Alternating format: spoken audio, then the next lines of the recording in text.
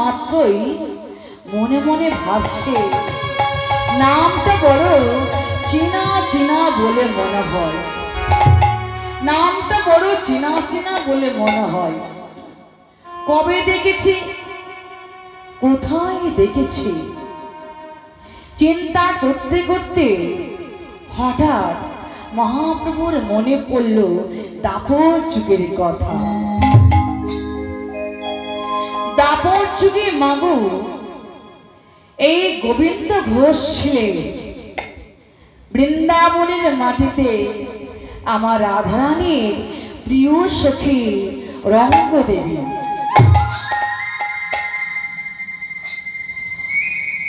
আমার রাধারানীর যে অষ্ট সখী ছিল, ললিতা, বিশাখা, চম্পকলতা, চিত্রাঙ্গদা, তুঙ্গবিদ্যা, রঙ্গদেবী, সুদেবী, সুচিত্রা। তাহলে এই গোবিন্দ ঘোষ ছিলেন কে? না, গোবিন্দ ঘোষ ছিলেন দাপর যুগে রঙ্গদেবী। তাহলে আমাদের জানতে হবে সেই দাপর যুগে রঙ্গদেবী কলি যুগে গোবিন্দ ঘোষ রূপে তিনি কেন এলেন? তিনি কেন এলেন কলি যুগে গোবিন্দ ঘোষ রূপে? জানতে গেলে যেতে হবে বৃন্দাবনী রাধারানীর কাছে। একদিন আমার রাধারানী সখীদের সবাইকে নিয়ে এসেছে যমুনার ঘাটে। শুধু একদিন নয়, নিত্যই তিনি প্রাণে গোবিন্দকে দেখবেন বলে আমার রাধারানী সখীদের নিয়ে যমুনায় জল আনতে আসত। কলসিতে জল থাকা সত্ত্বেও বাড়িতে আছে শাশুড়ি ননদী, তাই তিনি যমুনায় জল আসার ছলা করি প্রাণ গোবিন্দকে দেখতে আসত। কলসিতে জল থাকতো, কিন্তু কলসের জল ফেলে দিয়ে প্রাণে গোবিন্দকে দেখতে আসত।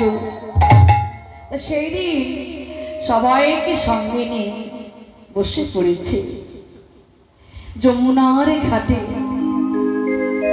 আমার রাধারানী কি করেছে, সখীদেরকে বলছে, ওরে দেখছই আজ আমি মালতী ফুলের মালা গেঁথেছি, মালতী ফুলের মালা গেঁথেছি। কেন জানিস? আজ আমি মালতী ফুলের মালা গেঁথেছি প্রাণ গোবিন্দের গলায় পড়াবো বলি, প্রাণ গোবিন্দের গলায় পড়াবো বলে আমি সুন্দর করে মালতী ফুলের মালা গেঁথেছি।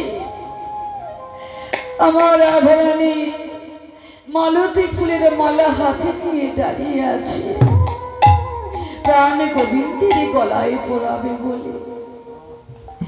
দাঁড়িয়ে থাকতে থাকতে এমন সময় রঙ্গদেবী, সখী রঙ্গদেবী, সে কি করত, সকল সময় রাধারানীর সাথে তামাশা করে থাকত। তামাশা করে আমার রঙ্গদেবী রাধাকে জিজ্ঞাসা করছে, রাধে, আচ্ছা রাধে, তুই যে এত সুন্দর মালতী ফুলের মালা গেঁথেছিস, কেন কেন গেঁথেছিস? প্রাণে গোবিন্দের গলায় পড়াবে বলে, প্রাণে গোবিন্দের গলায় মালা পড়াবে বলি, প্রাণে গোবিন্দের গলায় মালা পড়াবে বলি তুই বসে রয়েছিস। আচ্ছা রাধে, এই মালতী ফুলের মালাটি সঙ্গে নিয়ে বসে থাকতে থাকতে ধর প্রাণ বধূ তোর কাছে এলো। রাধে, তোর কাছে এসে ওই মালতী ফুলের মালাটি যদি এই যমুনার জলে ছুঁড়ে ফেলে দেয়,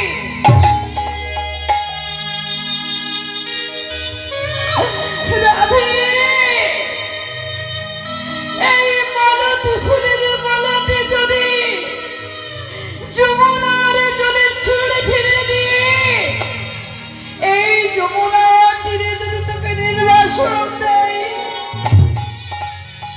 বলতে পারবি, বলতে পারবি রঙ্গ, সেই নির্বাসনের জ্বালা কেমন হবে?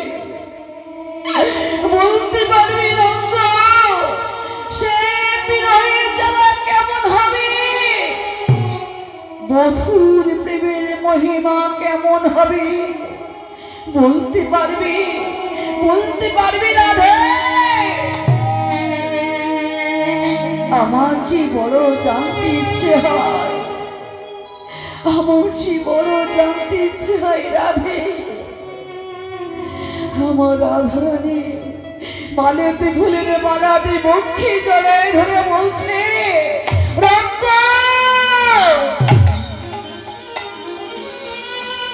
ছি ছি ছি ছি ছি ছি রঙ্গ ছি, তুই আমাকে এত বড় কথা বলছিস? প্রাণে গোবিন্দ আমার কাছে সে এই মালাতে ফুলের মালাটি যমুনার জলে ছুঁড়ে ফেলে দিয়ে এই যমুনার তীরে আমায় নির্বাসন দিবি। জানতে চাইছিস রঙ্গ, সে বিরহী জ্বালা কেমন হবে? বধুর প্রেমের মহিমা কেমন হবে?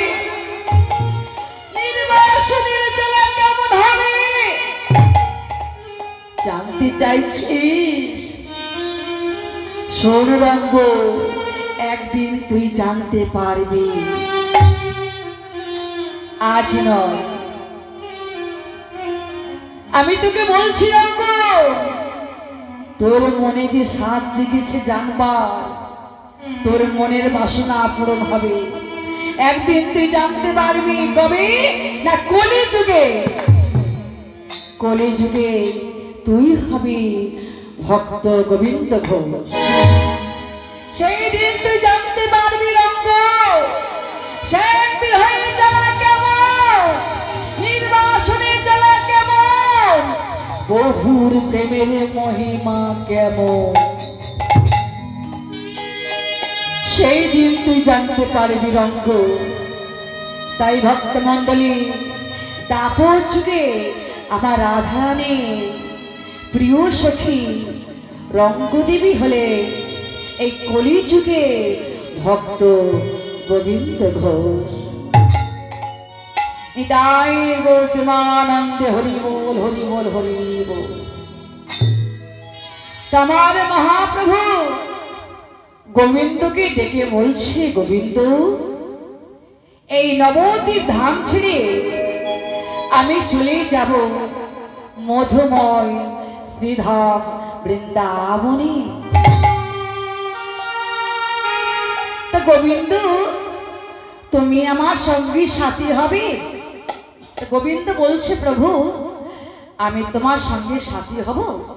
তোমার সঙ্গে সাথী হলে আমি নিজেকে বড় ধন্য বলে মনে করব। এই যে আমার পরম সৌভাগ্য প্রভু, আমি কেবল তোমার সঙ্গে সাথী হতে পারবো। শোনো গোবিন্দ, আমার সঙ্গে সাথী হতে গেলে তোমায় যে অনেক দুঃখ কষ্ট ভোগ করতে হবে। তাকে তুমি পারবে গোবিন্দ?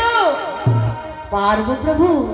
কেবল তোমার সঙ্গে সাথী হলে সমস্ত দুঃখ কষ্ট আমি মাথা পেতে নেব দয়াময়। কেবল আমি তোমার সঙ্গে সাথী হতে চাই। মহাপ্রভু গোবিন্দকে সঙ্গে নিয়ে এই নবদ্বীপ বাসীদের কাছে বিদায় জানালে, ভক্তদের কাছে বিদায় জানিয়ে মধু বিষ্ণু প্রিয়ার কাছে বিদায় জানিয়ে, সখী পদ্মার কাছে বিদায় জানিয়ে আমার গৌর সুন্দর গোবিন্দকে সঙ্গে নিয়ে বেরিয়ে পড়লে বৃন্দাবনের পথে পথে। এখনো সেই বৃন্দাবনে আমার গৌর সুন্দর চলেছে।